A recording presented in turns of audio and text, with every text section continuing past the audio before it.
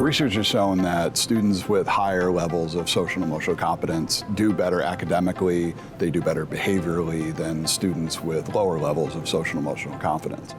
It's hard to measure what social and emotional competence looks like, and it's different for every student. What somebody would call, oh, they have a low level of social and emotional competence, I would call normal behavior for a student who's still cognitively and behaviorally developing. And we know that children mimic and model the adults that are in their lives, especially authority figures.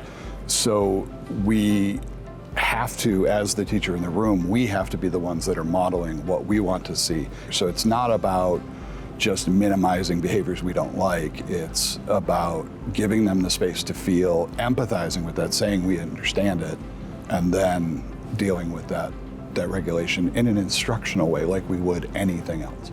So advice I would give to a teacher just bringing social emotional learning into the classroom is to first recognize that this is part of what we already do. It's part of what the teacher's already bringing to the table, or at least should be. It's important to start small and stay shallow. You don't want to have deep discussions about their emotions or things that are happening in their lives.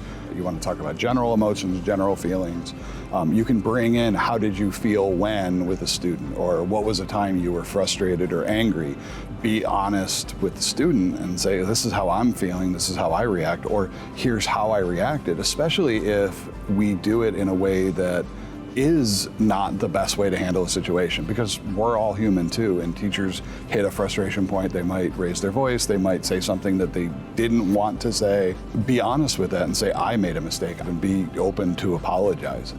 The core of all of what we're talking about is empathy, and so when we have a lot of these behavior problems in school, and quote-unquote problems, they're just behaviors that a kid is exhibiting that we wish was different. It's not just a negative behavior, it's reinforcing positive behaviors, it's calming down some of the happier and joyful emotions to be a little more regulated, and some of those negative behaviors that we don't want to see or that are disruptive, we want to increase those competencies and teach them, not just punishment reward, but actually have it as part of an instructional model.